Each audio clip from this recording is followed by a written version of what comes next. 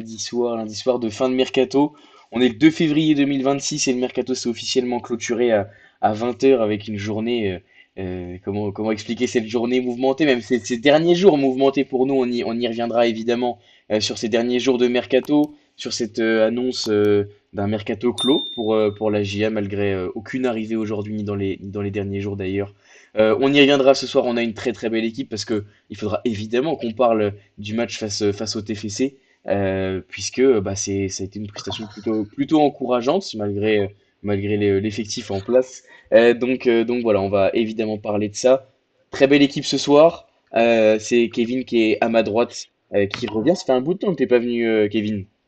Oh oui, ça fait un bail, ouais. Tu m'as demandé plein de fois, mais j'étais pas dispo. Et je Et crois ouais. que la seule fois où on était en accord, enfin que c'était bon, c'est toi qui pouvais pas du coup. Et oui, c'est vrai que j'ai eu pas mal d'annulations d'émissions là sur la fin d'année. C'est la troisième qu'on enchaîne là, ça fait plaisir en espérant que les résultats aillent dans le même sens. Le trio est complété par Adrien ce soir. Toujours pas de victoire. Je suis désolé Adrien de t'inviter. Je crois que Toujours présent pour des défaites ou des matchs très nuls. C'est un plaisir. Ou au moins des journées très nulles avec ce mercato exceptionnel. et oui, évidemment. Évidemment, dans le chat, je vous remercie à tous d'être là. Je vois qu'il y a du monde. On va parler évidemment des choses qui vous intéressent, du match, du mercato, de toute l'actualité de la GIA. Et pour parler du match et du TFC, qui de mieux qu'Emmanuel qui est avec nous. Vous le connaissez bien maintenant. C'est notre chouchou toulousain, notre intervenant. Comment ça va, Emmanuel? Bah ça va un petit peu mieux qu'au match aller, puisque vous nous aviez battu, on avait fait un match assez catastrophique, donc c'était pas grandiose, mais au moins on n'a pas perdu, quoi. Et oui, c'est vrai, match nul, 0-0. On a réussi, Pélissier le disait, à contenir vos assauts, vos offensives. Une équipe qu'on voit beaucoup marquer cette année, le TFC. On a réussi à contrer ça. On y reviendra. Installez-vous confortablement dans le chat. N'hésitez pas à nous poser vos questions. Évidemment, on y répondra. On est parti pour une heure et quart d'émission. On verra en fonction de ce qu'on a à dire. Bon, on commence directement. On parle un petit peu mercato, messieurs, brièvement, parce que bah déjà parce qu'il y a Emmanuel avec nous et puis parce qu'en plus de toute façon on va pas s'éterniser on va dire sur ce qu'on voit et ce qu'on sait déjà. Kevin, fais-nous un petit peu le récit de ces tout dernières heures, tout derniers jours de mercato pour remettre un peu l'église au milieu du village, si je puis dire. Ah, le résumé, il va être à mon avis assez rapide. On avait quand même besoin d'un joueur minimum offensif. Tous les supporters l'attendaient, je crois le staff l'attendait fortement. Et puis il n'est pas arrivé, quoi. Enfin, on devait soi-disant signer monsieur, enfin Gaëtan Perrin. Et puis Lille a fait une proposition qui convenait mieux à Krasnodar. Et voilà, alors après les échos des uns et des autres, est-ce que c'est la faute du joueur, est-ce que c'est la faute du club? Ça, forcément, ça va se renvoyer la balle, mais Strasbourg aussi qui a finalement décidé d'envoyer son joueur sur lequel on était, parce qu'Emega s'est blessé, donc ils ont préféré l'envoyer à Strasbourg.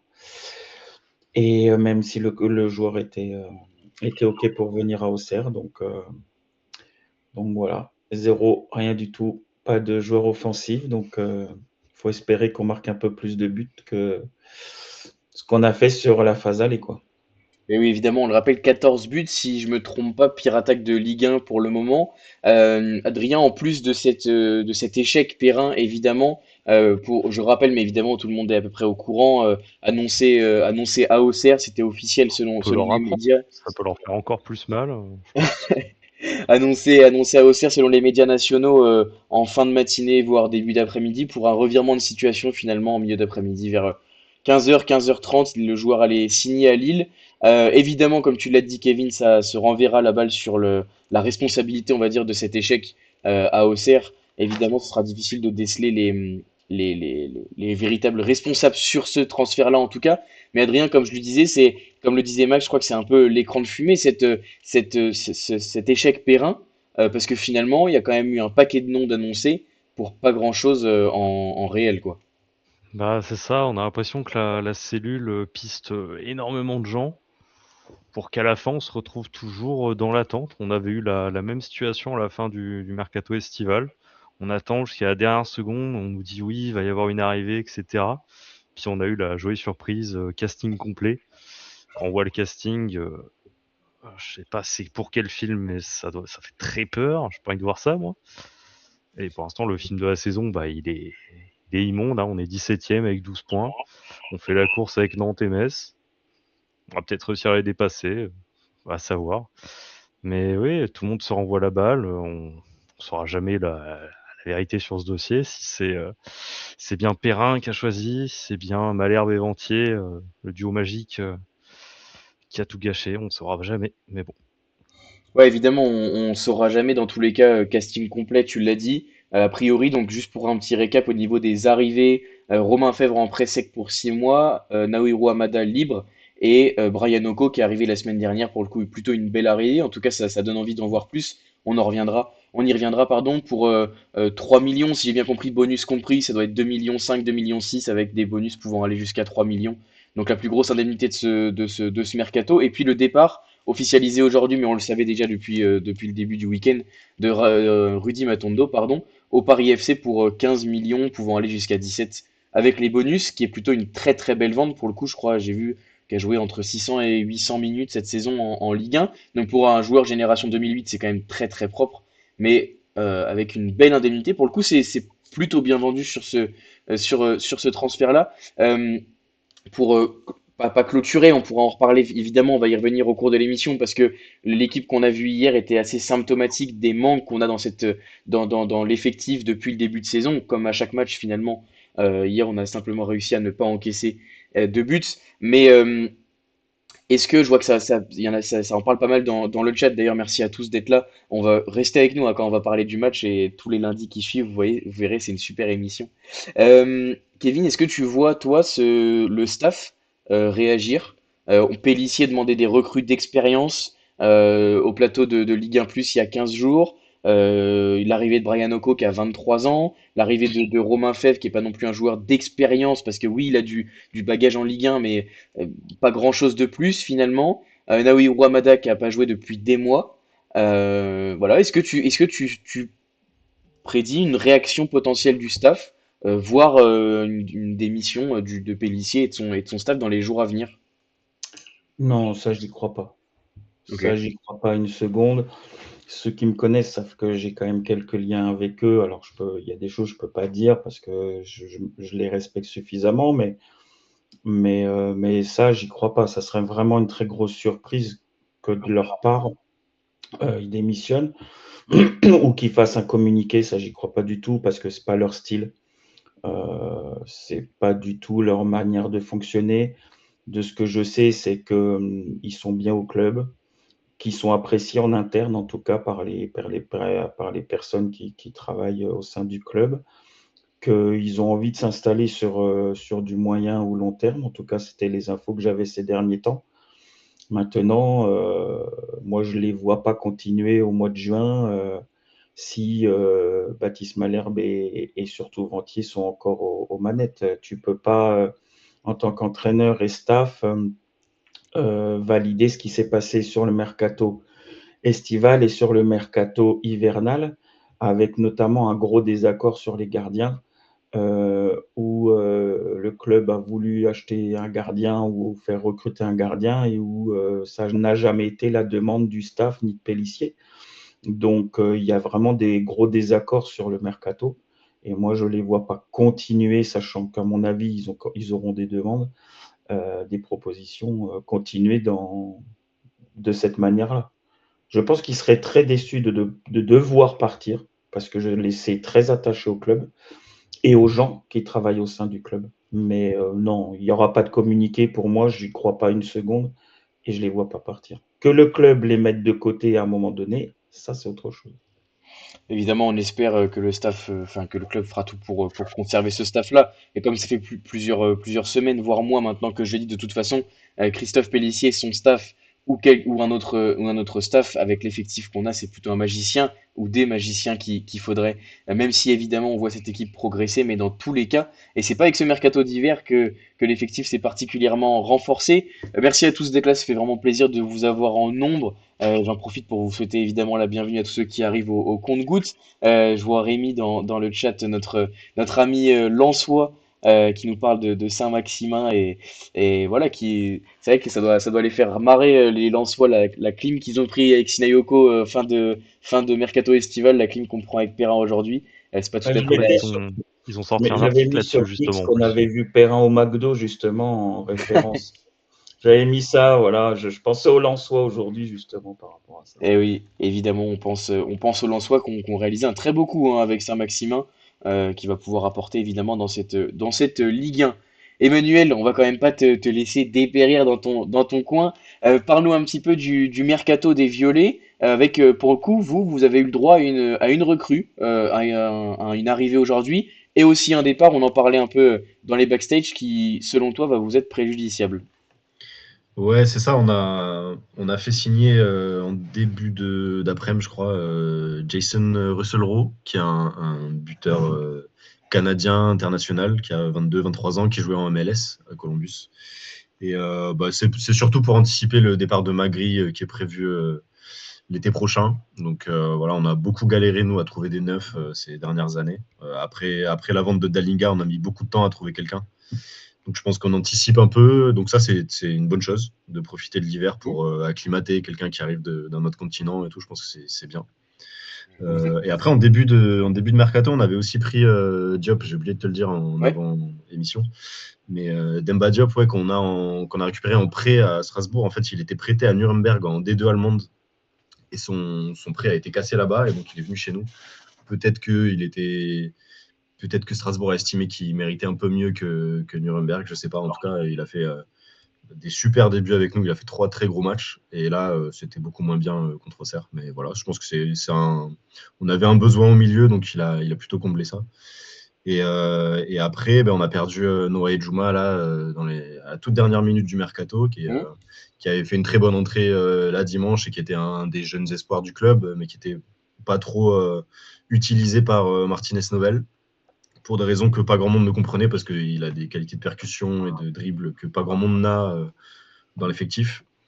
Et voilà, donc ça fait chier parce que ça a fait un trou à droite. Même s'il jouait pas énormément, il n'y avait pas énormément de concurrence de ce côté-là, même si Hidalgo commence à se révéler un petit peu. Après, derrière, on n'a pas grand monde, donc on risque d'utiliser des neufs sur le côté droit, ce qui fait pas rêver. Voilà, donc ça, c'est un peu la déception, mais après, il est plutôt bien vendu parce que je crois qu'on vend 5 ou 6 millions, c'est pas très clair, avec un pourcentage à la revente. Ouais. Ce qui est quand même pas mal pour un joueur qui a fait très peu de titularisation en Ligue 1. Je pense que c'est peut-être une dizaine d'entrées en tout, et puis je dirais 2-3 titularisations en pro en vrai. Donc voilà. Ouais, c'est toujours bien de pouvoir prendre cette indemnité. Et enfin, ce qui est étonnant, c'est qu'il n'ait pas joué plus. Qu'il soit vendu, c'est une chose, mais qu'il n'ait pas joué plus parce que on en Ouais. reparlera. Mais son entrée sur le côté droit, il a vraiment mis à mal Mensah, qui avait déjà été bien fatigué par Hidalgo pendant 70 minutes. En tout cas, quelle chance d'avoir un club, une cellule qui anticipe les départs. Je vois que ça en parle pas mal dans le chat, mais c'est vrai que On connaît pas trop Auxerre, nous. c'est Ouais. vrai que c'est quelque chose dont on se rend pas forcément compte, à mon avis, quand ça arrive. Et encore, Emmanuel, là, tu vois, tu le soulignes bien que c'est pour anticiper le potentiel départ de Magri. Et puis d'ailleurs, sa blessure, il a pas trop joué, Magri, sur la première partie de saison. Donc là, bon, ça va anticiper. Il va avoir 6 mois pour s'acclimater. C'est bien, c'est une chance d'anticiper les départs. C'est clair. Euh, Parlons un petit peu de la JA, de la compo. Euh, on repart sur quelque chose à 4, Adrien. 4-3-3.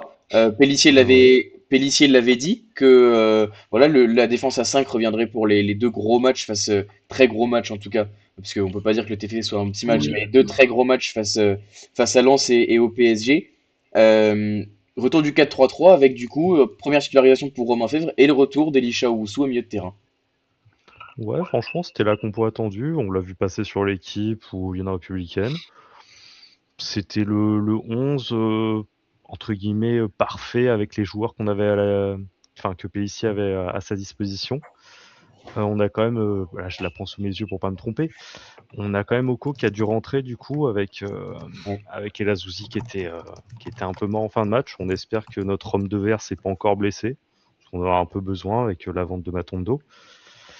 Mais dans l'ensemble, c'était une compo qui était cohérente. Après, évidemment, on reviendra après sur le point individuel, Hmm. mais collectivement, c'était correct dans Hmm. l'ensemble.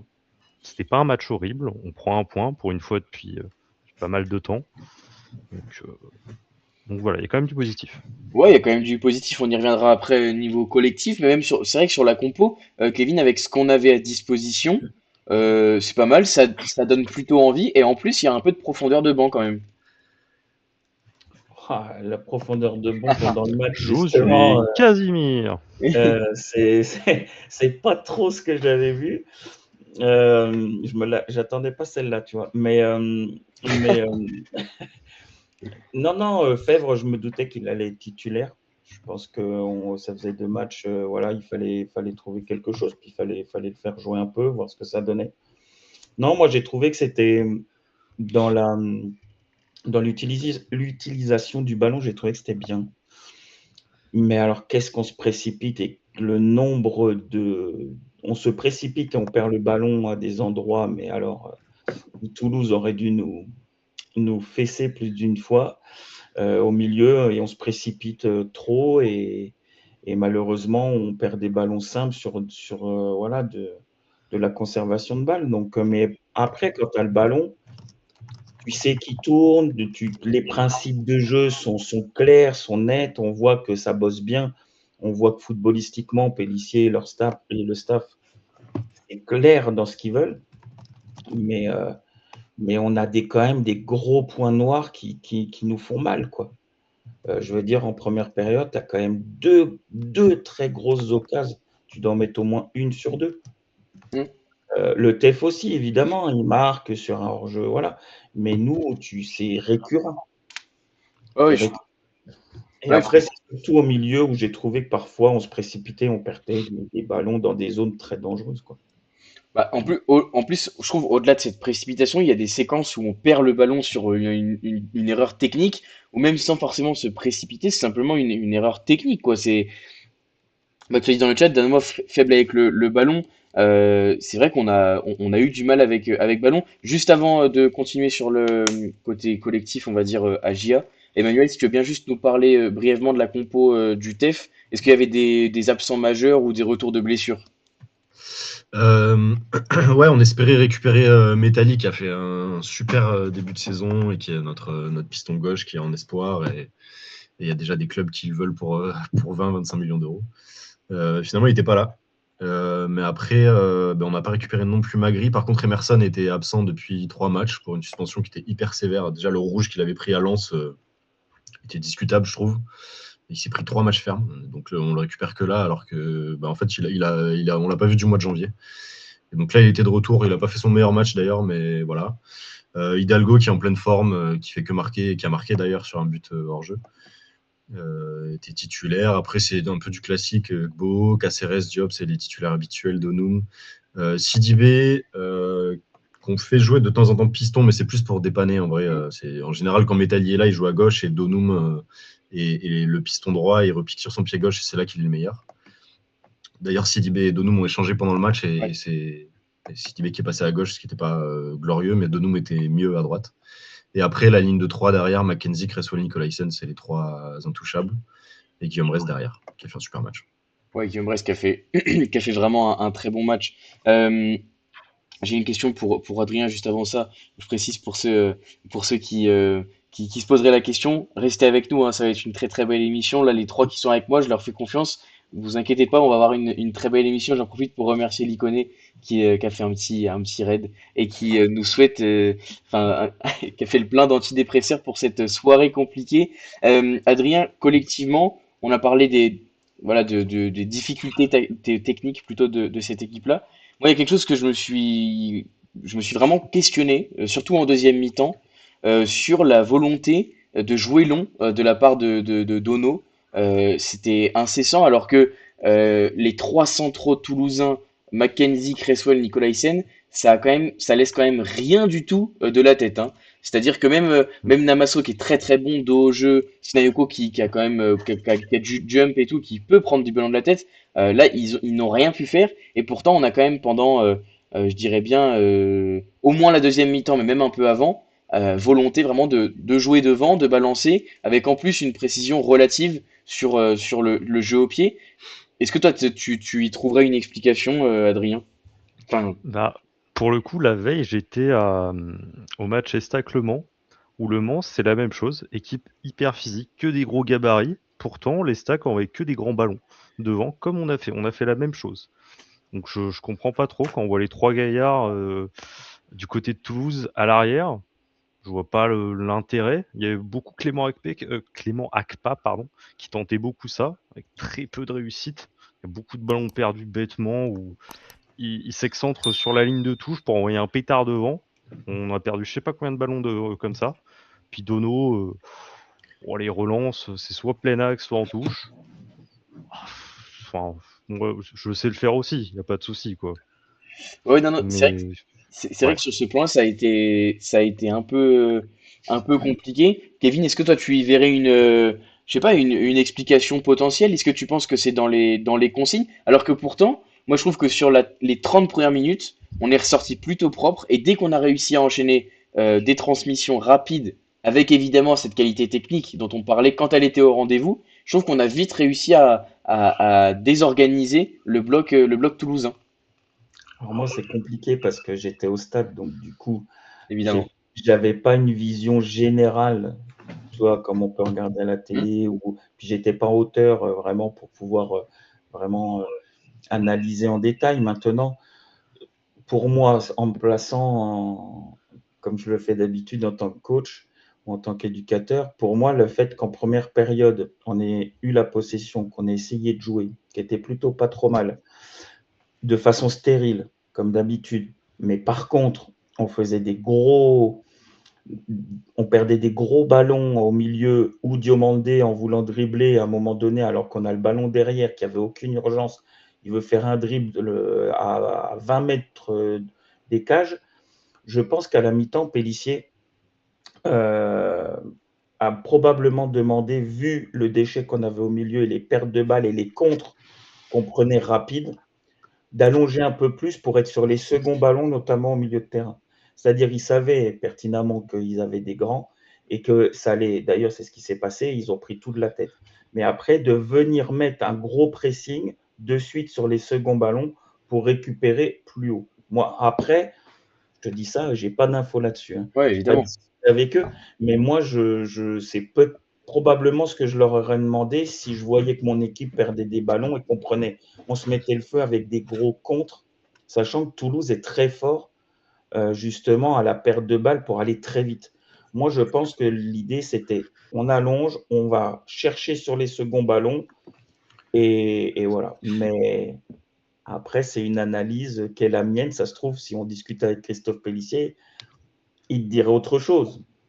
Mais moi, Non, pour moi, je pense que c'est ça. mais pour le coup, je te rejoins là-dessus sur les seconds ballons. On a été plutôt intéressant.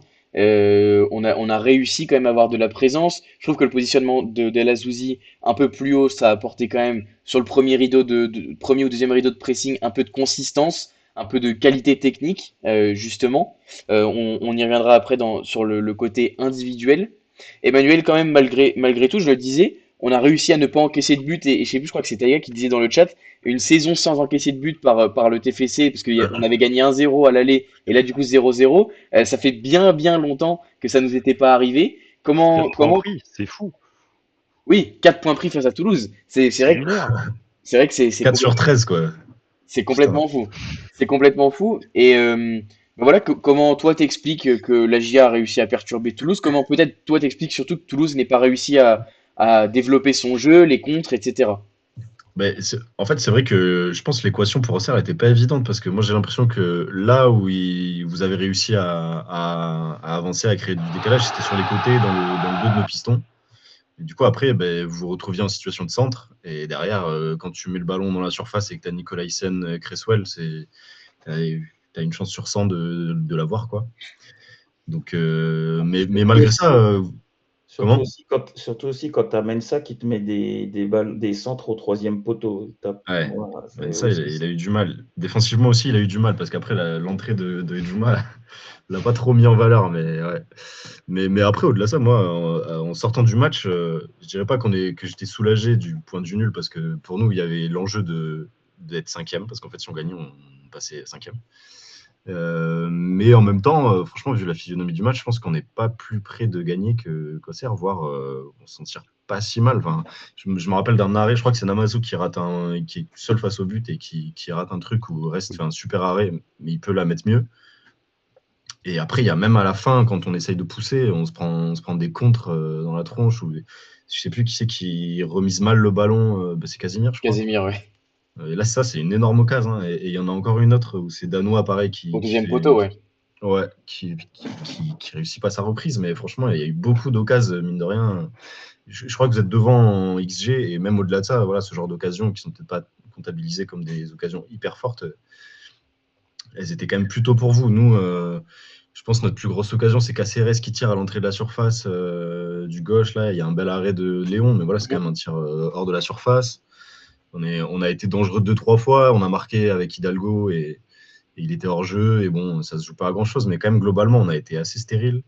Et je sais plus lequel de nos joueurs disait en fin de match qu'on n'avait pas réussi, c'était Sidibé, qu'on n'a pas réussi notre entame, ce qu'on fait bien d'habitude. On arrive à mettre la pression assez vite et tout. Et là, franchement, dès le début de match, on a senti qu'on n'arrivait pas du tout à imprégner notre rythme. Et j'ai été surpris que Auxerre presse. Franchement, sur le début du match, il y avait quand même un pressing et c'est venu nous chercher dans notre camp. Ce qui n'a pas trop duré après, ça a reculé. Je pense qu'on a fait des petits ajustements à la mi-temps qui ont bien marché. On a un petit temps fort de 10 minutes, je dirais, entre la fin de la première et le début de la deuxième. Mm. Ce qui n'était pas assez pour gagner le match, quoi. Mais franchement, le nul est plutôt logique et en tout cas, on s'en tire pas si mal, quoi. Ouais, les stats, tu le disais, Emmanuel, plus d'XG pour Auxerre, effectivement, 0,91 contre 0,70. Et rien d'extraordinaire, mais deux grosses occasions quand même. Et on le disait, ces deux grosses occasions, c'est le face-à-face de Sinayoko, où finalement sa dernière touche est mauvaise avant de tirer, et il pousse trop son ballon, il est plus en possession vraiment de ses moyens, si je puis dire. Et puis la deuxième, celle de Namasso, finalement, où il combine pour le coup très bien avec Mensah sur le côté gauche, assez paradoxalement. Et Mensah lui remet très bien, il a un bon ballon, il rentre pas vraiment dedans, voilà, sa frappe décolle pas alors qu'il est vraiment, je sais pas, il est vraiment entre le point de pénalty et le but, donc il est vraiment pas très loin, assez esselé parce que il me semble qu'il n'y a pas de centrale pour lui mettre la pression. Donc voilà, c'est vrai que cette occasion a été vraiment, vraiment franche.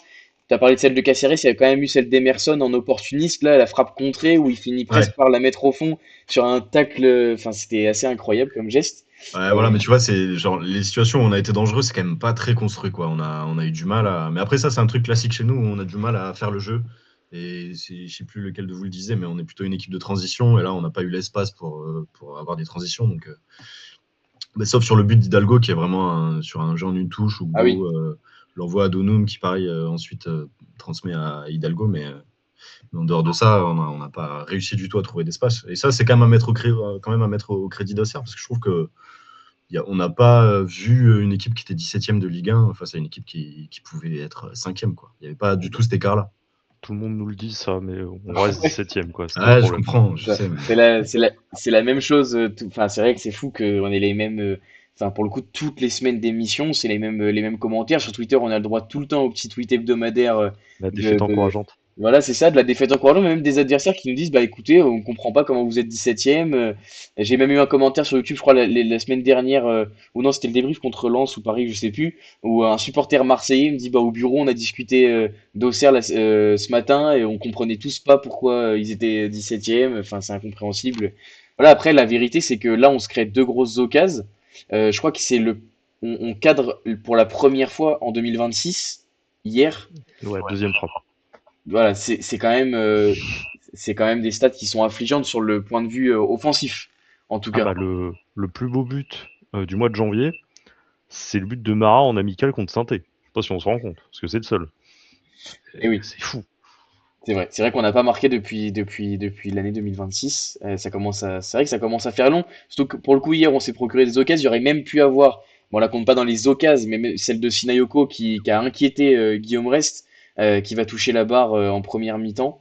Euh, Voilà.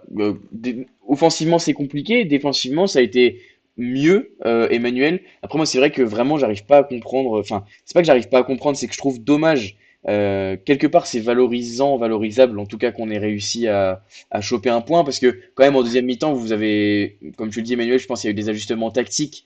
Vous avez quand même été plus présent, plus percutant. Vous avez déjà moins refusé le ballon, en tout cas, moins refusé la position.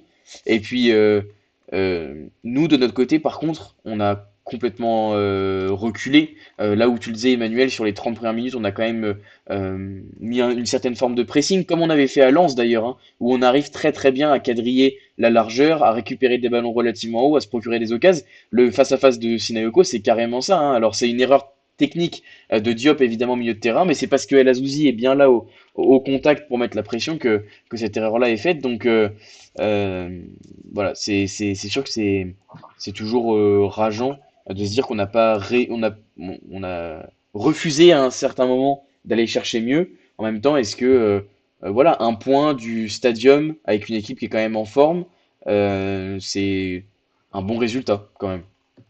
Honnêtement, on peut pas cracher dessus. Moi, je sais pas dire si c'était une volonté de Pélissier de reculer, de prendre moins de risques, ou si c'est juste le temps fort toulousain qui a fait reculer le bloc serrois. Compliqué à dire. Mais après, je sais pas, je vais pas parler à votre place, mais je pense qu'un nul, même si vous êtes dans une situation où il faut gagner, mais un nul chez le TFC qui était en pleine forme et tout avant le match, tu te dis que c'est quand même plutôt bien, quoi. C'est plutôt encourageant, même s'il y a un moment où il faut pas être que dans l'encouragement et prendre des points, mais après, il reste du temps, hein. Enfin, moi, Oui, je suis plutôt optimiste pour vous. Enfin, voilà. Moi, je pense que ça va le faire. Je sais pas si ça passera par les barrages et tout, bah, là, ça mais paraît. Pour que ouais. ça le fasse, ça paraît compliqué que ça passe pas par les barrages quand même là. Franchement, sur une série, je sais pas, moi je trouve qu'en Ligue 1, ça avance pas très vite. Bah, après, vous avancez pas très vite non plus, mais enfin, tu peux enchaîner deux victoires. Metz, par exemple, en début de saison, bah, là, s'ils sont pas largués, c'est parce qu'il y a un moment où ils ont enchaîné trois victoires, ce qui paraît un peu miraculeux vu la saison catastrophique qu'ils font en Hmm. dehors de ça. Si ça arrive à Auxerre, bah, ils sortent du. Bah, après, il faut faire les trois victoires, hein, je suis d'accord, mais même tu t'enchaînes, je sais pas, tu prends 5-6 points sur trois matchs quand le calendrier sera un peu plus facile que ce que vous avez eu là. Ça peut te changer la saison, quoi. Il faut que ça arrive à un moment, je suis d'accord, mais en tout cas, je vois des motifs d'espoir que je vois pas à Nantes ou à Metz. Non, mais c'est vrai que tu vois, tu parles de série, Emmanuel, et justement l'émission, enfin le replay sur YouTube, le titre sera le début d'une série positive avec donc là on voilà déplacement à Toulouse qui se solde sur un point du nul et il faut pas oublier qu'en février on enchaîne la PFC, Metz, Rennes, Lorient. Enfin, Lorient, c'est le dimanche 1er mars. Mais c'est voilà toute fin février, début mars. Faut pas oublier quand même. Enfin, là, il y a quand même une série, effectivement, où sur les trois matchs en comptant celui de Toulouse, PFC Metz, de toute façon, ça va être crucial, hein. Si on veut espérer quelque chose, il faudra obligatoirement prendre des points là sur les deux prochains matchs, Kevin. Oui, bah, de toute façon, Pélissier, il l'a bien dit, il va falloir prendre des points et si tu n'en prends pas rapidement, forcément l'échéance, elle se réduit au fur et à mesure. Et quand l'échéance se réduit au fur et à mesure, bah, tu as de plus en plus la pression, il faut savoir jouer avec. Et quand tu es en bas du classement, jouer avec la pression pour ne pas descendre, c'est plus difficile que de jouer la pression pour jouer l'Europe ou jouer un titre. Donc, parce que forcément, tu n'es pas dans les bonnes dispositions, le mental est depuis un moment dans le doute, tu vois l'échéance de la relégation arriver et tu sais très bien qu'il faut prendre des points rapidement. Donc, des fois, tu forces même les gestes et ça passe pas. Et on le voit tous les ans avec des équipes en difficulté, on voit très bien les mêmes mots. MAUX, et à l'inverse, on voit le RC Lens, comme on dit, qui gagne 1-0 par-ci par-là et que c'est entre guillemets la chance du champion. Mais C'est pas une d'ailleurs des points, des victoires qu'on a réussi à aller chercher la saison dernière, Kevin. évidemment. C'est le football, il est fait comme ça, de belles choses et de choses beaucoup plus difficiles, mais il y a des trucs qu'on peut pas enlever et qui reviennent tous les ans. Et dans des équipes différentes. Là, on parlait du FC Nantes. On ne peut pas être étonné de leur situation non plus, Hmm. parce que ce n'est pas la première saison et ils reproduisent les mêmes erreurs chaque année. Nous, on est sur une même année que quand on a commencé avec Monsieur Furlan, avec les mêmes problèmes de mercato. Et on se retrouve avec les mêmes soucis plus ou moins, quoi. Non, il faut prendre des points contre le PFC et le FC Metz. Il faut minimum 4 points, quoi. Ouais, ouais. Même une seule victoire, il y aurait de la frustration parce que il te faut des points et il faut te rassurer aussi psychologiquement, quoi. Ouais, je suis complètement d'accord, surtout que c'est une équipe qu'on avait réussi quand même à bouger dans les matchs allés. Alors Metz, on avait gagné 3-1 à la maison, dans un match qu'on avait plutôt maîtrisé. Et même le PFC, si je me rappelle bien, on n'avait pas été beaucoup inquiété. On prend péno sur une faute de main de Clément Akpa. Et ensuite, c'est quand même un peu une domination. Voilà, on finit par marquer un but de casquette de Diomandé. Je crois que c'est du genou ou du tibia sur un cafouillage dans la surface. Mais voilà, il me semble qu'on avait quand même fait un bon match. Ça me permet de faire la transition, Adrien, sur les performances individuelles. On reviendra après côté toulousain. Mais voilà, je vois dans le chat, évidemment, ça parle euh, offensivement, on peut pas. Finalement, le 0-0 est peut-être notre meilleur résultat, puisque de toute façon, on n'est pas capable de marquer. Donc, quand on est capable de pas encaisser, sachant que c'était le premier clean sheet depuis novembre, il me semble, même si on est Ouais. on est dans les 10 ou 11e meilleure défense, on encaisse peu, mais on encaisse quand même finalement à chaque match, quasiment. Donc Bah, là, le dernier clean sheet 0-0, depuis Toulouse, logiquement. peut-être même depuis Toulouse, ouais. Mais non, il me semble que c'était en Logiquement. septembre, Toulouse. Alors attendez, je vais vous dire ça tout de suite, je regarde.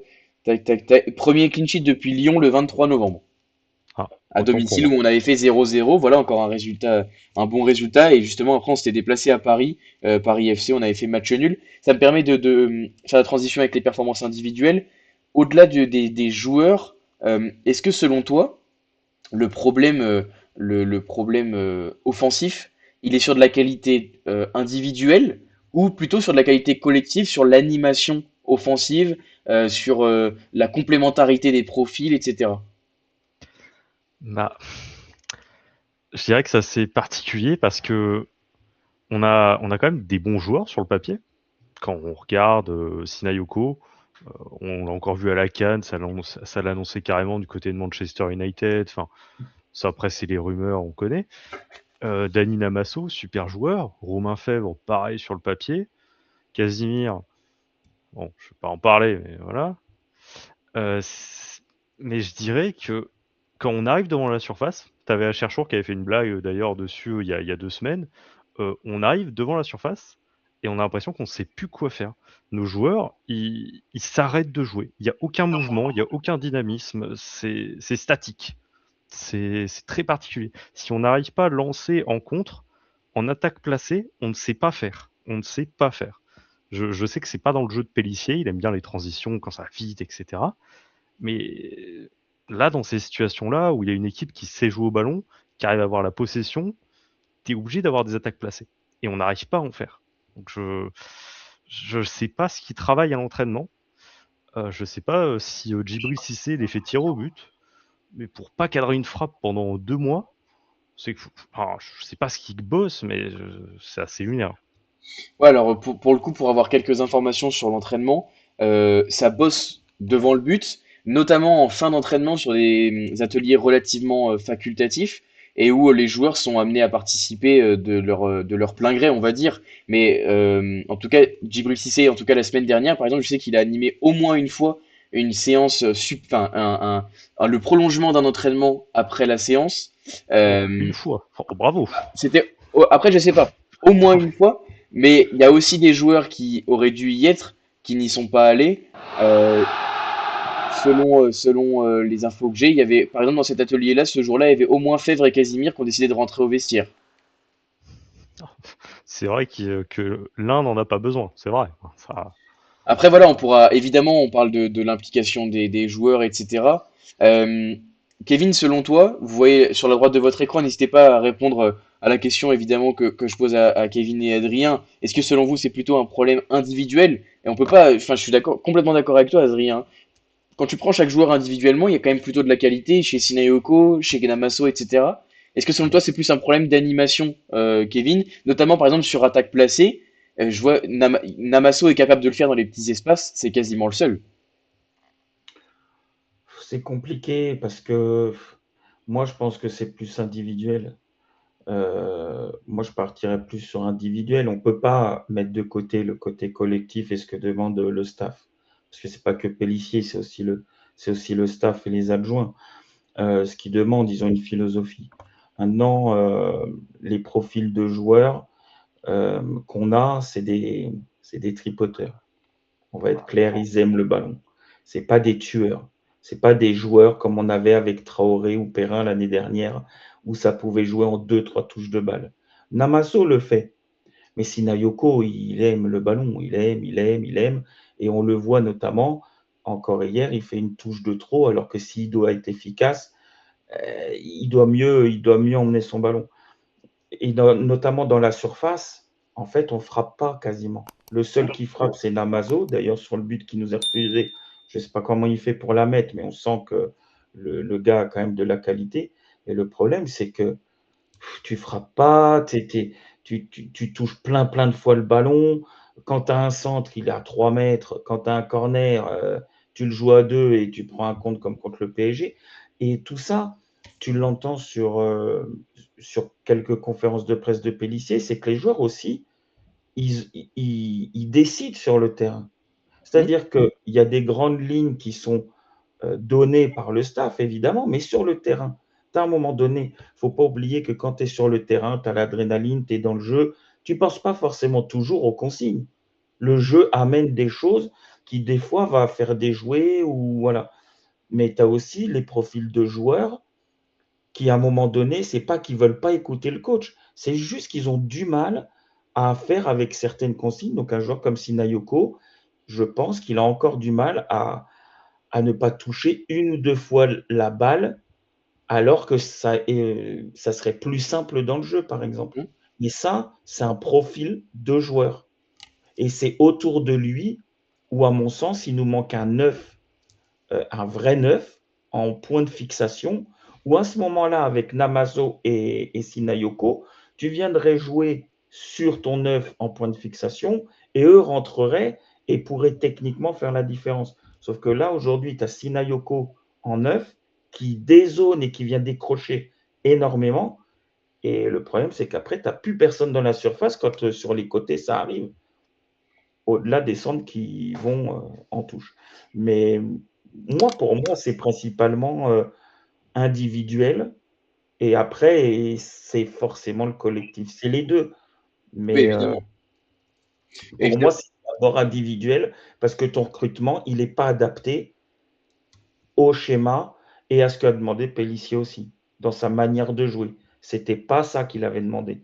Ils ont fait Mara, faut pas oublier. Ils font Mara qui aurait dû signer avant la fin du mercato. Ils ont tellement été bons qu'on l'a pris en joker. Il nous a sucré un joker, quoi. Et Mara, il est tellement fort qu'il a 0 but. C'est vrai. Donc, faut pas oublier. Voilà, il y a aussi toutes ces données-là qui fait que tu es dans une saison pourrie. Globalement, bah voilà, plein de choses qui fonctionnent pas.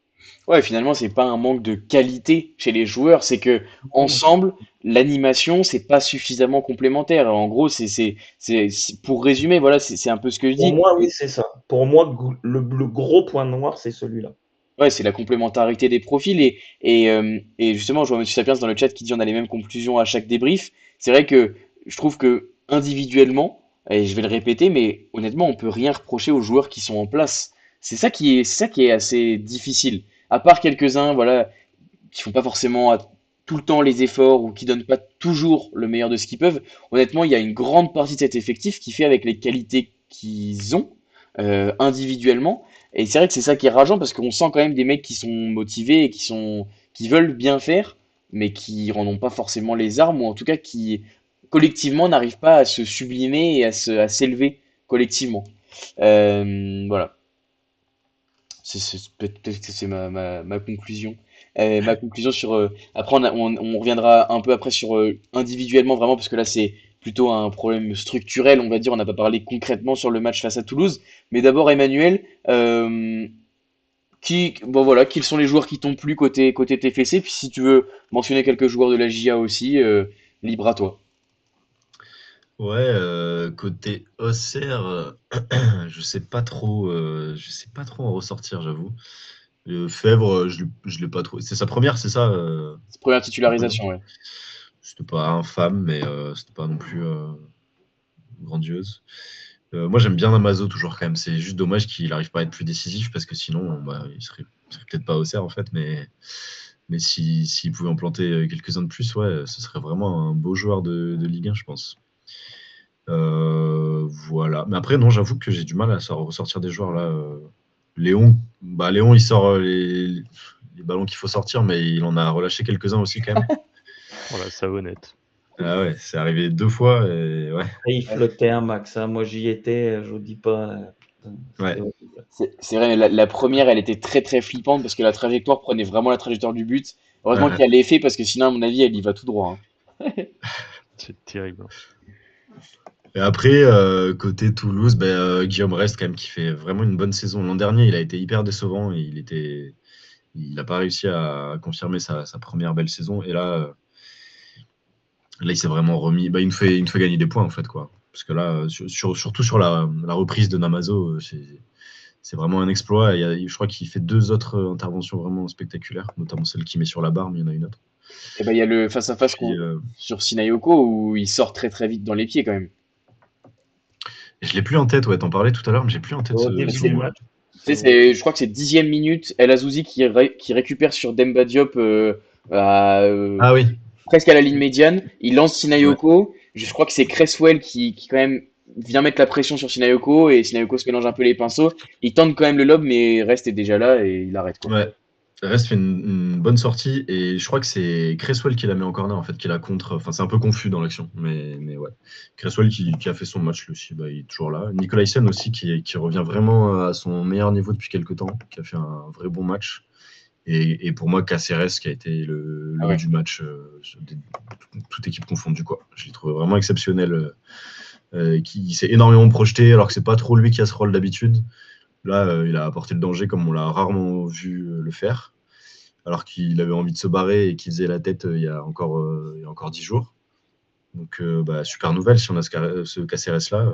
C'est très bon signe parce qu'il était vraiment partout. Après, il a fait des replis défensifs de fou. Enfin, Et puis vraiment un match énorme. il a une telle sérénité avec ballon, je trouve que c'est impressionnant. Ouais. Ben ouais, il est étonnant parce qu'il y a des moments où il peut vraiment casser des lignes et avoir une belle vision de jeu, et d'autres fois où il est très neutre, incapable de prendre de risques. C'est pas le mec qui a la plus belle patte de Ligue 1, mais quand même, il est capable de faire ça, quoi. Quand il le montre, c'est vraiment un milieu hyper complet, quoi. Dans ce rôle-là, dans un double pivot où il a vraiment la charge de faire les allers-retours, ça lui convient bien. Et là, ouais, il était excellent. Ouais, je suis d'accord avec toi. N'hésitez pas dans le chat, je vois que vous êtes encore nombreux. Ça fait vraiment très très plaisir de vous avoir si nombreux à nous donner un peu voilà, les joueurs que vous avez appréciés aussi bien côté Auxerre que côté Toulouse, parce qu'il y a un paquet de bons joueurs dans cette équipe toulousaine. Adrien, pour parler un petit peu individuellement cette fois-ci, on va dire des joueurs qui t'ont plu Mhm. sur bah, ouais, l'équipe d'Auxerre hier soir. Qui m'ont plu. Euh, Non, je vais pas être méchant à ce point. Non, Namasso fait un bon match, mais comme toujours, on sait qu'il a du ballon, qu'il s'en sort toujours. Euh, mais à part ça, je dirais quand même Lamine Si, qui a quand même été un peu plus discret que d'habitude, mais toujours très juste, ses débordements. En 1v1, pour un latéral droit, il est exceptionnel, je trouve. Euh, Par ça, je dirais quand même El Azouzi, même si il va encore être blessé pendant 2 mois, ça on le sait, hein, tous les coups. Il fait quand même un bon match. Est-ce que tu veux qu'on parle tout de suite des performances, on va dire, négatives Oui, ou... oui, tu peux. Bah, après, Ok. dans la Ah, ça, dernière j'en ai partie, plein. dans la dernière partie, on passera au top flop. Cette fois-ci, on ciblera, mais pas forcément des joueurs. On verra après. Mais si tu veux en parler des joueurs négativement, il n'y a pas de souci. Bah, du coup, Dono, il fait quelques bons arrêts, mais alors c'est savonnette. Waouh, j'ai très très peur. Enfin, je pense que tout le monde a eu très très peur à plusieurs moments. Sinon, le match de Gideon Mensah, oh, c'est terrifiant, hein, offensivement, défensivement, aux fraises complet. Seule bonne action là-dessus, c'est du coup je trouve plus mes mots, Une, deux? avec Namasso, Ouais. voilà. Et sinon, pareil, Clément Akpa, toujours dépassé. Contre le PSG, il avait une sérénité. Je trouvais qu'il reprenait du poil de la bête. Et là, sur le moindre ballon, il s'excentrait côté, comme je disais tout à l'heure, et il dégageait devant. il prenait aucun risque. C'était assez flippant. On l'a aussi dit, Kevin Danois, bien en dessous cette saison au complet par rapport à la saison passée. Pareil, manque de sérénité. De toute façon, on le voit sur le plan mental, l'équipe elle est atteinte. On le voit très très bien. Et puis après, Romain Fèvre, je dirais invisible. Il n'a pas touché beaucoup de ballons. Et bon, en plus, on le remplace par Casimir. Alors le côté droit, ça fait peur, ça fait peur. Ouais, c'est vrai que justement, on en parlait tout à l'heure sur les mots offensifs, que ce soit individuel ou collectif. Dans tous les cas, évidemment, on sent cette équipe quand même euh, très atteinte sur le plan mental. Évidemment, on sent des joueurs en manque de confiance. Je pense que Namasso, oui, il lui manque des qualités de finisseur. Celle qu'il a hier, honnêtement, s'il est en confiance, il la met au fond, il trouve le moyen de la mettre au fond. Et, enfin, on sent quand même, je trouve, cette équipe en manque de confiance et à qui rien ne sourit. Voilà, Sinayoko, sa frappe sur la barre, c'est un exploit personnel. Euh, mais je veux dire, enfin, je sais pas, il y a rien, il n'y a pas de réussite. Il y a combien de fois on touche les montants, etc. Il y a rien, il y a rien pour nous. Et en plus, maintenant, on se les prend à l'envers sur le mercato. Donc, c'est assez terrible. Kevin, individuellement, les joueurs qui t'ont plu, moins plu, oui, juste, je voulais quand même préciser sur Romain Fèvre. J'ai trouvé qu'il n'avait pas été extraordinaire et surtout un poil à contre-temps, je trouve. Là où Sinayoko Namaso tentait quand même d'aller relativement vite vers l'avant. Je trouve que Fèvre avait tendance, comme tu l'as dit Kevin à un moment dans l'émission un peu avant, à toucher une ou deux fois de trop le ballon avant de le libérer. Je crois pas avoir dit ça sur Fèvre, perso. Non, pas sur Fèvre, mais sur Ah ouais, les offensifs. ah ouais. Mm. Ouais, moi perso, je trouve qu'on est dur là. Je dis pas qu'on fait un grand match, mais j'ai un regard un peu différent. Akpa, ouais, sur la seconde période, il allonge beaucoup, mais je trouve que comparé à Diomandé, il a gagné tous ses duels de la tête quasiment. C'est pour moi été le plus solide que Diomandé. J'ai trouvé Diomandé à la ramasse, notamment la première période, et Akpa à faire un peu le bouchon entre Mensah et Diomandé. Il est au milieu des deux. C'était quand même pas simple, et je trouve qu'il a gagné ses duels, notamment ses duels de la tête sur les longs ballons. Après, Romain Fèvre, il a fait beaucoup de boulot défensif. Moi, j'ai vu d'où j'étais en tribune, c'est toujours pareil. Le regard est forcément différent aussi. Moi, de ce que je voyais, parce que pareil, quand on voit la télé, on voit ce qu'ils nous montrent, et puis sur le stade, on peut Ouais. voir des choses un peu off. Moi, je trouvais qu'il faisait beaucoup de replacements défensifs, où j'étais assez étonné, d'ailleurs, pour un offensif. Il vient d'arriver, il faut qu'il plaise au coach. Voilà, après, je dis pas offensivement, il n'a pas été fou, il n'a pas fait de grosses différences. Voilà, c'était pas exceptionnel. Mais en tout cas, il s'est appliqué au moins à défendre pour éviter de prendre des buts. Euh, Après, c'est général. Moi, Namasso, je le trouve monstrueux dans sa protection de balle. Hmm. Namasso, le mec, il est moins grand que les autres, mais par contre, il se fait pas bouger. Il a deux mecs, il a Cresswell, Mackenzie, Nicolaisen sur le paletot, et c'est eux qui n'arrivent pas à lui piquer la balle. Les mecs, ils font 2,12 m, c'est des rugbyman du RCT, et ils n'y arrivent pas. Donc, effectivement, il doit pouvoir marquer plus, mais il arrive de loin aussi. Il n'est pas dans la surface. Et quand on voit le but qui lui est refusé, c'est un pur geste d'attaquant, de finisseur.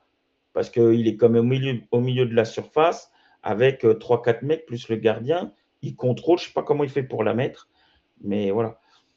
Voilà, pour moi, Namasso, parce qu'il a fait du bien, notamment dans sa conservation de balles. El Azouzi fait beaucoup de bien, ça c'est clair. Il amène de l'aération dans le jeu. Il est posé, même s'il a du caractère. Et après, ouais, Akpa, pour moi, il a gagné ses duels. Et quand tu amènes ça à gauche et Diomandé à droite qui font des cagades, c'est pas facile quand même, hein. J'ai joué à ce poste-là, faut être costaud. Donc après, c'est pas non plus, voilà, comme on dit, on est 17e, les gars. Si on avait des grands joueurs, on serait peut-être un peu plus haut. Justement, Kevin, moi, ça ouvre le débat. Je vois l'Iconé dans le chat qui parle de Brian Oko. Voilà, on a parlé de Mensah qui avait pas fait un super match loin de là. Diomandé aussi qui a eu du mal, notamment, bah, on le sait, hein, Diomandé qui a des sauts quand même de concentration. Euh, Est-ce que tu vois Oko, toi, prendre une place dans cette défense, soit central droit, central gauche avec le remplacement d'Akpa à gauche, latéral, pourquoi pas? Est-ce que tu vois, pourquoi pas, Akpa sortir du 11? Enfin, je sais pas. Est-ce que tu vois, toi, Brian Oko, prendre plus de place? Je rigole parce que je t'avoue que je savais pas qui était rentré. En fait, d'où j'étais, je savais pas qui rentrait, j'entendais rien. J'avais que des Toulousains autour qui criaient après l'arbitre parce qu'on mettait 10 ans à dégager. Et du coup, quand c'est rentré, j'ai pas entendu les noms, j'ai pas regardé et je savais pas qui c'était. En plus, ils étaient pas de mon côté. La défense était complètement à l'opposé, Ouais, donc ouais. je savais plus qui était derrière. La seule chose que je peux te dire, c'est que je pense que Diomandé Akpa manque de profondeur dans le sens inverse, c'est-à-dire qu'on n'a personne comme l'année saison dernière où Djoubal couvrait, c'est-à-dire il prenait du recul. Et voilà, aujourd'hui, on a un peu à l'ancienne deux stoppers, deux joueurs qui aiment aller au duel, mais ils sont en incapacité d'avoir une relance propre. Je veux dire, avoir du ballon, un vrai libéraux comme on pouvait avoir Djoubal. Hmm. Moi, je ne connais pas Oko, mais s'il est capable de faire ça, s'ils l'ont pris, j'espère, c'est qu'il est sûrement capable de faire ça. À ce moment-là, s'il est dans cette capacité, oui, il sera dans l'axe et ça nous fera grandement du bien. Mais je ne peux pas dire, je ne connais pas bien ce joueur. Donc, mais il nous faudrait ce profil qui ait une lecture du jeu, en fait, qui puisse voir quand. Et voilà. Mais aujourd'hui, on ne l'a pas. Akpa Diomandé, c'est similaire. C'est Naya, c'est pareil. C'est deux joueurs, c'est des joueurs similaires. Il n'y a pas un mec qui est. C'est des mecs d'hommes, en fait. C'est Ouais, pas c'est une vrai. lecture. Voilà, pour moi. C'est vrai qu'il n'y a pas de réelle capacité d'anticipation. Au duel, c'est relativement propre. Mais par contre, anticipation, relance, placement, c'est Bah, pas tu vois les. Diomandé sur la première période, tu es sur la conservation, tu fais tourner, tu fais tourner. Pourquoi il va faire un dribble juste devant son attaquant? Ouais, ouais. Un vrai joueur de libéraux ou genre de joueur, il te le fait pas. Il sait comment faire. Voilà. Lui, c'est un mec de duel, quoi. Tu le vois. Il aime aller au charbon, quoi. Ouais, ouais, je suis d'accord. Je suis d'accord. Après, on verra. Et c'est vrai qu'il y en a plein dans le chat qui parlent de Namasso. Alors, d'un côté, qui est un peu poissard, c'est vrai, Taïga en parle. Et d'un autre, sur toute sa débauche d'énergie. Kevin t'a dit, la conservation de balles, je trouve la fréquence d'appui, enfin, toutes ces choses-là sont assez impressionnantes chez lui. Euh, Même son jeu dans les petits espaces, la manière dont il distribue.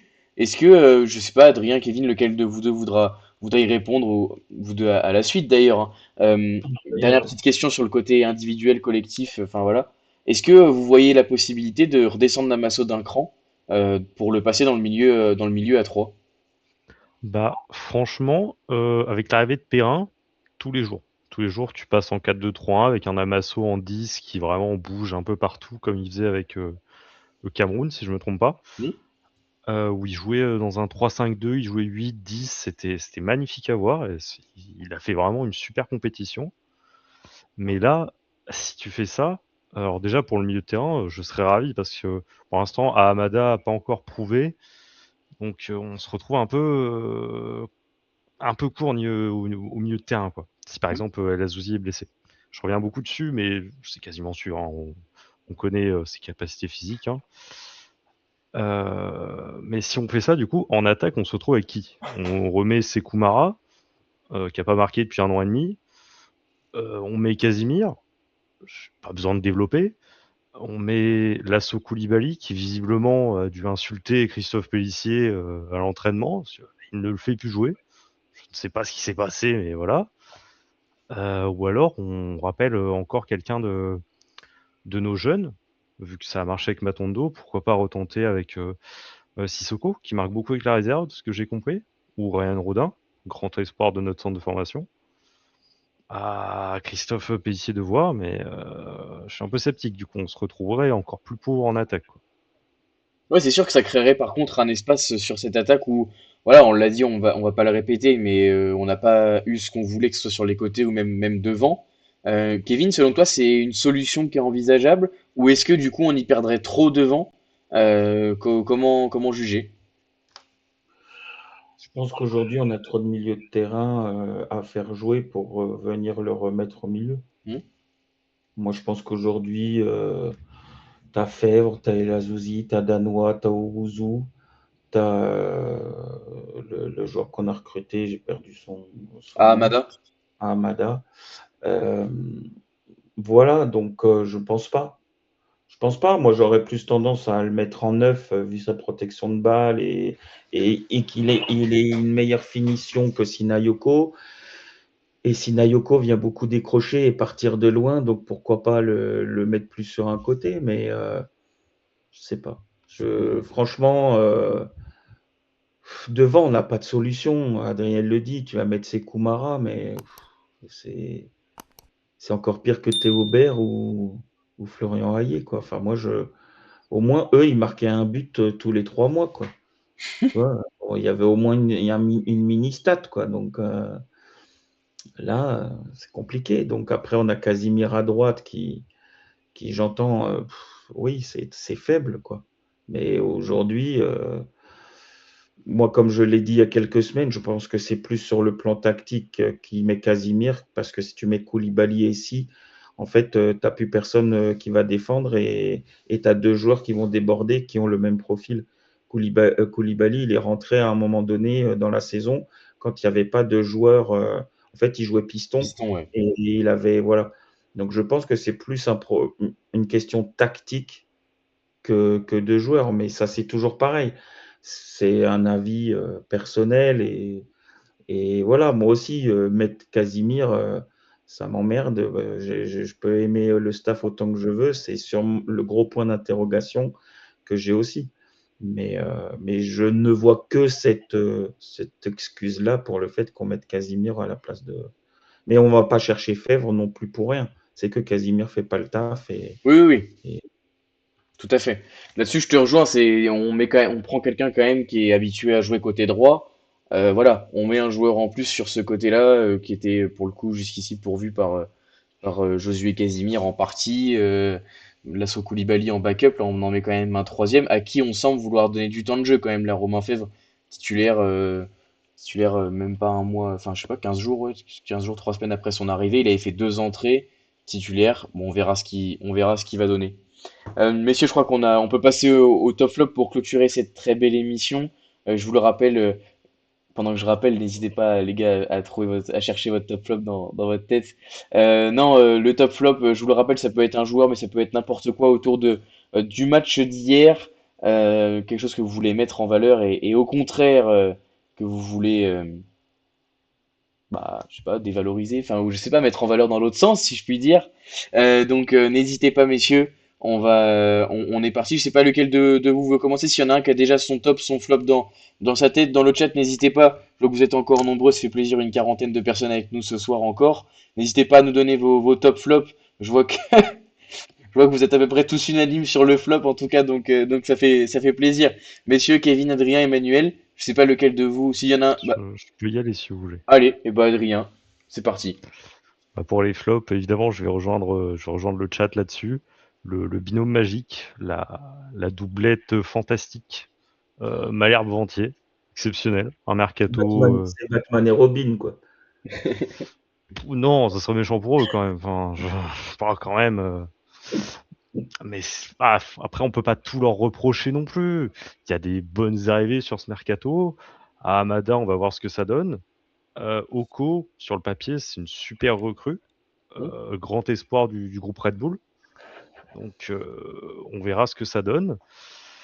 Romain Fèvre, bon, vous avez compris, je suis pas un grand fan, mais on verra.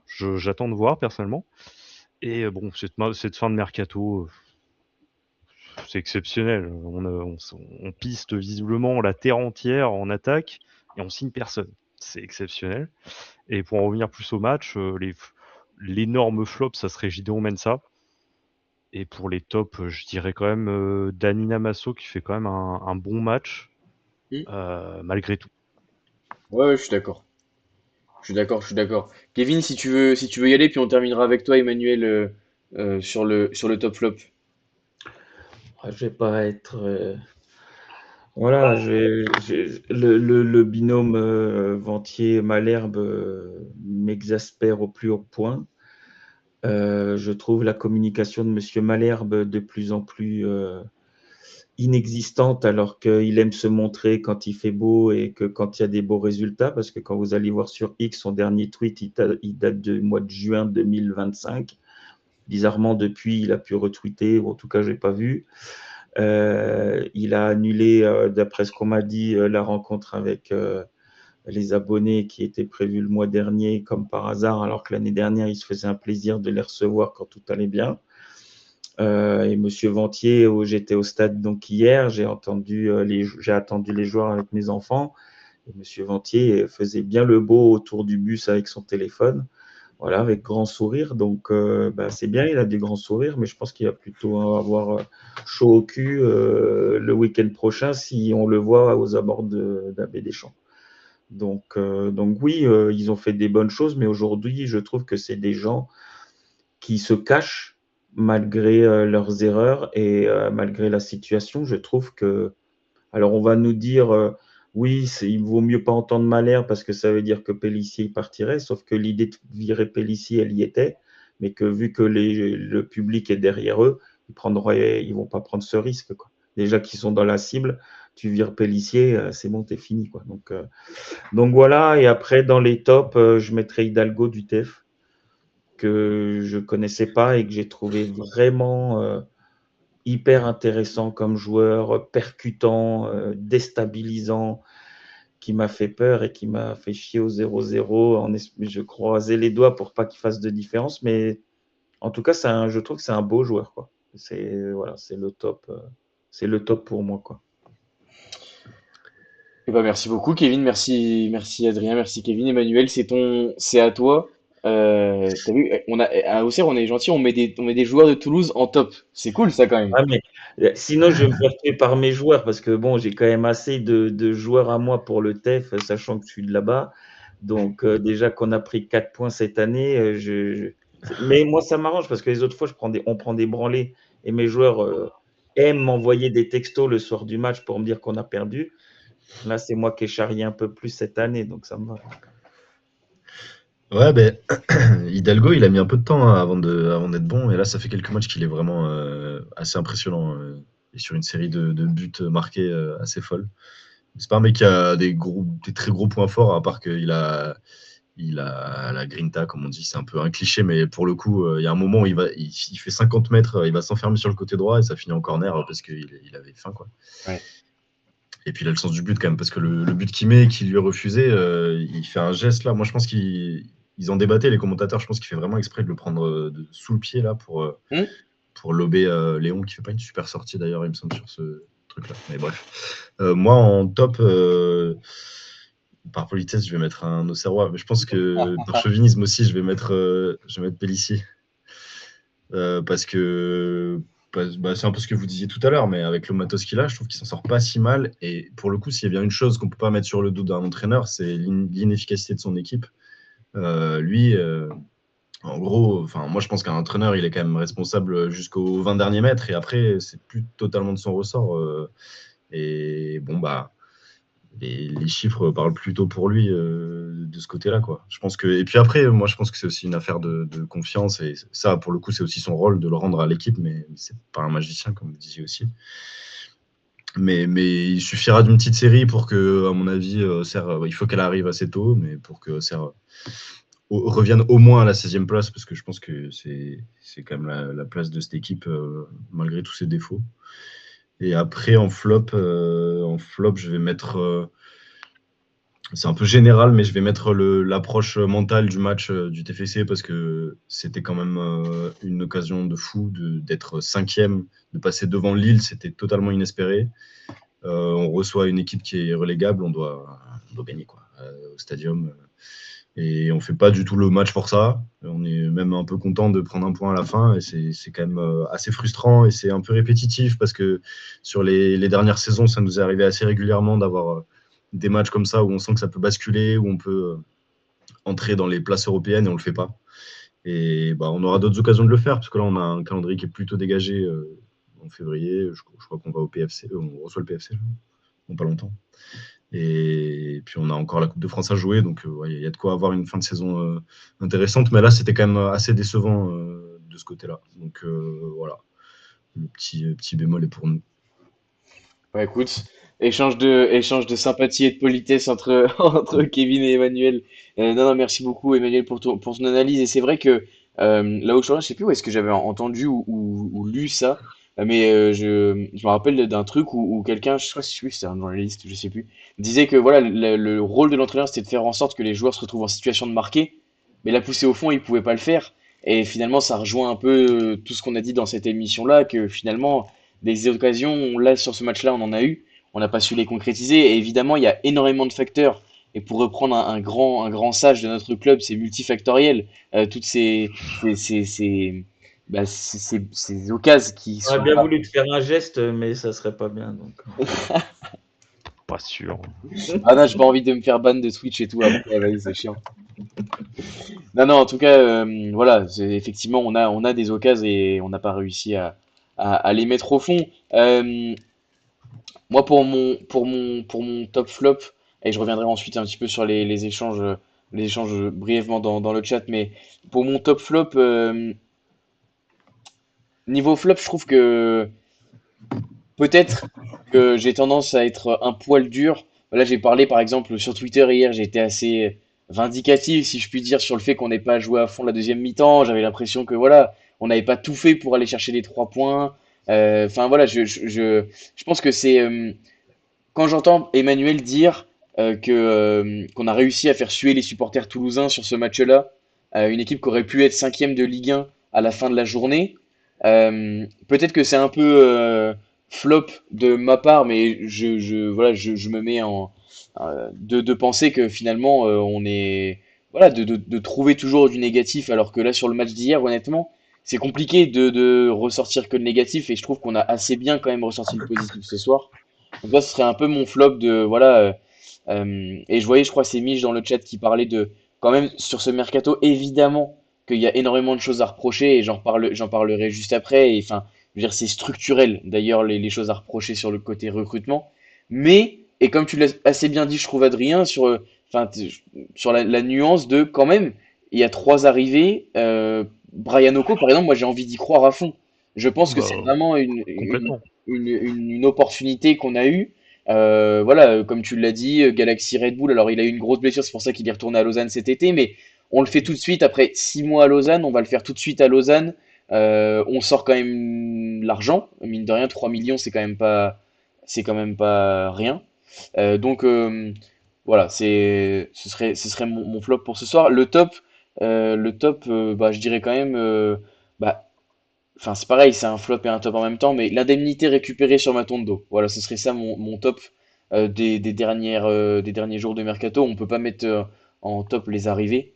Par contre, l'indemnité récupérée sur Matondo, pardon, je trouve que c'est très très bien négocié. Alors, quand même, un Génération 2008 qui a déjà joué 600 ou 700 minutes en pro, en Ligue 1, il n'y en a quand même pas beaucoup sur cette génération-là, qui a fait ses preuves avec l'équipe de France, etc. Enfin voilà, c'est un joueur qui a du bagage et je peine absolument pas à croire qu'il réussisse en Ligue 1. Malgré tout, j'ai un tout petit doute sur la destination et je voyais deux, deux suiveurs du foot en discuter sur les réseaux qui sont notamment assidus sur tout ce qui est jeunesse, etc. et sur Paris encore plus, et qui disaient que voilà, c'était un peu incroyable de le voir rejoindre Paris, sachant que apparemment il était quand même très très souvent déjà sur Paris quand il jouait à Auxerre et que là voilà, les deux mecs en fait disaient qu'ils espéraient que ça lui serait pas plus préjudiciable qu'autre chose. Euh, de, de, voilà bah, d'être sur Paris, proche de tous ses potes, etc. En tout cas, ça c'est après ce sera dans le ressort du PFC d'essayer de cadrer le joueur. J'ai pas de peine, je peine pas à croire qu'il ait l'esprit professionnel. À Auxerre, en tout cas, il a jamais failli. Et voir quand même un joueur du club. Alors, il avait rejoint le club il y a que 3 ans, en 2023, 2 ans et demi. Mais bon, il avait quand même fait 17 NAS, 19 NAS, et puis avec les pros, et puis partir pour 17 millions, c'est quand même une belle opération, je trouve. Bah, Voilà. ça nous paye la nouvelle tribune, donc c'est pas mal. Et ça nous payait normalement quelques joueurs. Et la saison en Ligue 2. C'est pas faux. Enfin bref, ça va pouvoir nous payer plein de choses. Et Monsieur Sapiens qui m'a retrouvé la citation, d'ailleurs c'est chez les amis de Box to Box, Enzo Payo notamment, ses consultants qui sont une très très bonne émission. Je sais pas s'ils sont toujours en live, mais ils ont passé une bonne partie de la soirée en live.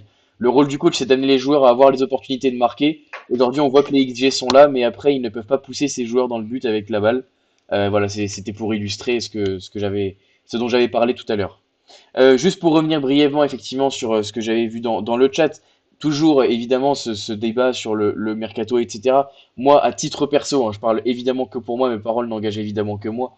Mais la seule chose moi que je pourrais reprocher sur ce mercato-là, c'est que finalement on n'arrive pas à anticiper. Par exemple, quand je vois Lille qui a tenté 4-5 joueurs là aujourd'hui, finalement ils signent Edjouma de Toulouse, Perrin anciennement d'Auxerre, ils ont tenté Mike Trésor, ils ont fait une offre, j'ai vu, de 15 millions pour un ailier en Équateur ou en Colombie, je sais plus exactement. Voilà, ça a tenté, on va dire, du panic buy. Alors avec son lot de désagréments, évidemment, hein. On sait ce que ça comporte un panic buy d'acheter dans les dernières heures du mercato. Euh, mais, euh, mais ce que je veux dire, c'est qu'au moins, il y a eu des arrivées pour pallier les absences au LOSC. Et je trouve qu'on n'a pas trop réussi à le faire. Et ça, c'est dommage parce que là, ce soir, on en vient quand même à dire, par exemple, que Namasso au milieu de terrain, ça pourrait être une bonne idée, mais que finalement, ça indique mettre quelqu'un de moins bon, faire une moins-value sur le niveau intrinsèque des joueurs devant.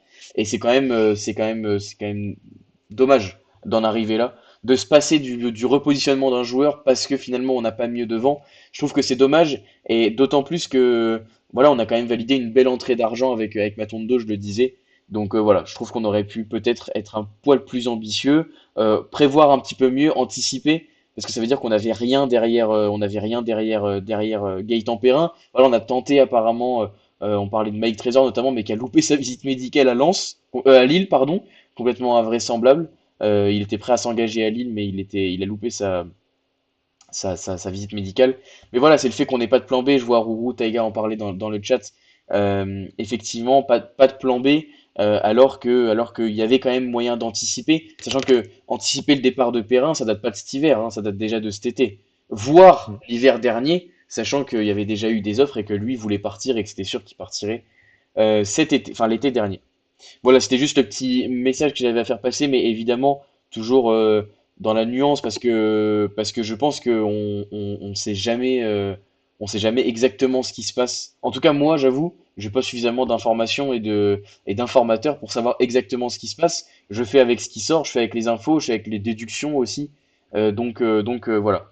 Moi, Moi, moi, j'ai eu une info pendant qu'on était, on discutait, qui vient pas du tout du staff, hein, parce que sinon je les sors pas.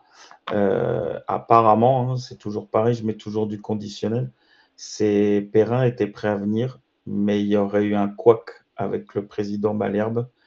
Je ne sais pas, je sais pas comment, mais en fait, c'est ce retournement-là de situation qui fait que Perrin a changé d'avis. Voilà, il y a eu quelque chose. Je sais, voilà, je sais pas sur quel ordre, mais en tout cas, oui, et il avait dit oui, et il y a eu un couac avec le président, et du coup, ça a changé.